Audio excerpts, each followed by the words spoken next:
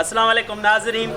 जीअं त तमामु वॾी घणी महिनत खां पोइ हीअ असां फिल्म ठाही आहे जंहिंमें भाऊ लाला सिकंदर, सजाद शेख, मासाद हुजण ऐं बाकिर तुनियूं ऐं उन खां अलावा असांजो प्यारो दोस्त जेको आहे बादल राजपर, जंहिंमें ज़ाहिद मंगणे जो ऐं उन खां बाद में केतिरा ई असांजा दोस्त जिन तमामु बहितरीनु किरदारु निभायो आहे। असांजो प्यारो भाउ मुंहिंजो वॾो मुंहिंजो उस्ताद बि आहे जंहिं किरदारु कयो आहे वॾेरे जो। जेके असांजूं ॿ फिल्मियूं आहिनि, हिकिड़ीअ जो नालो आहे खून जो बदिलो खून, जेका तमामु जल्द सभ खां पहिरियां फिल्म ईंदी खून जो बदिलो खून, ऐं उन खां बाद में ईंदी ज़िद्दी माण्हू। जी नाज़रीन, तव्हां सां भाऊ लाला सिकंदर ॻाल्हायूं। अस्सलाम वालेकुम नाज़रीन, मां आहियां लाला सिकंदर तव्हांजो मुलाज़िम।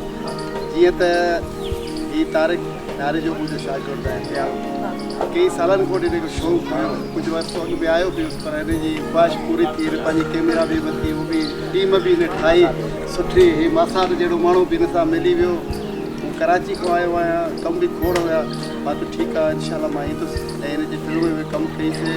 कयो कहिड़ो ज़िद्दी माण्हू ऐं खून जो बदिलो खून, ऐं तमामु सुठियूं फिल्मूं ईद ते इनशाला ईंदियूं, हुनखे ॾिसण में विसारींदा।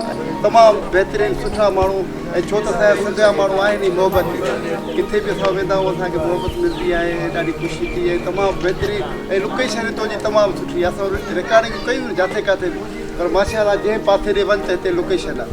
छो त असां बलोचिस्तान में कमु कंदा आहियूं त असां वण खे ॻोल्हींदा आहियूं, पर माशाअल्लाह हिते सावक लॻी पई आहे, हेठि बि त मथे बि, ऐं तमामु सुठी लोकेशन बि सुठी आहे, माण्हू बि सुठा आहिनि, ऐं हीअ फिल्म ॾिसण न विसारींदा। ऐं हिन सां महिनत कई आहे, इनशाला हीअ फिल्म तव्हां सभु दोस्त मिली करे हिनखे कामयाबु कंदा, ऐं हिन तारिक भाई चैनल खे बि कामयाबु कंदा।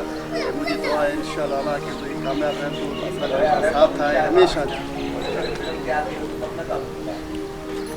असांजो प्यारो उस्ताद मुंहिंजो लाला सिकंदर जे तमामु बहितरीनु किरदारु निभायो आहे, ऐं मूंखे इन ॻाल्हि जी ॾाढी ख़ुशी आहे त अॼु उस्ताद मूंसां गॾु आहे ऐं मुंहिंजी ॿिनि फिल्मुनि में उस्ताद कमु कयो आहे, ऐं अॻिते बि इनशाला गॾु हूंदासीं, डायरेक्शन में बि गॾु हूंदासीं, अदाकारीअ में बि गॾु हूंदासीं।